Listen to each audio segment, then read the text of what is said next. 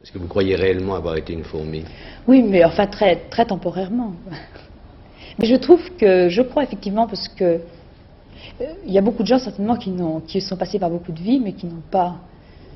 Vous savez, c'est audacieux de vouloir être une fourmi parce que après pour se récupérer, c'est un peu difficile. Mais On y arrive? oui, oui, pourquoi pas. Mais c'est difficile parce qu'il reste toujours un peu de la fourmi.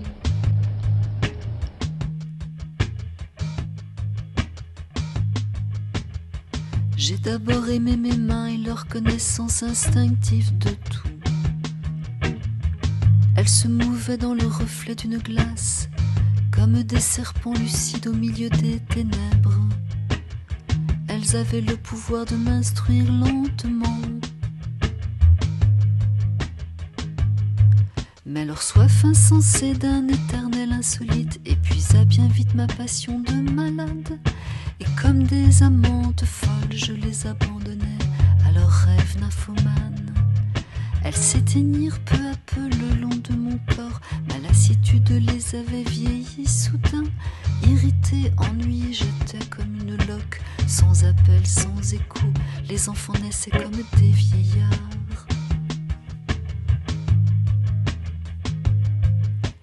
L'abîme s'élargissait autour de moi, ne riant même plus de mon ombre. Dans ce vide incessant, je n'attendais plus rien. Le rien même, vieilli, usé, se détourna lui aussi.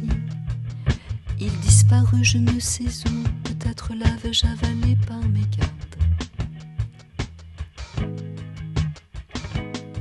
Mais leur soif insensée d'un éternel insolite épuisa bien vite ma passion de malade.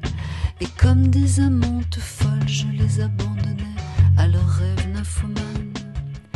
Elles s'éteignirent peu à peu le long de mon corps. Ma lassitude les avait vieillis soudain. Irrité, ennuyé, j'étais comme une loque, sans appel, sans écho. Les enfants naissaient comme des vieillards.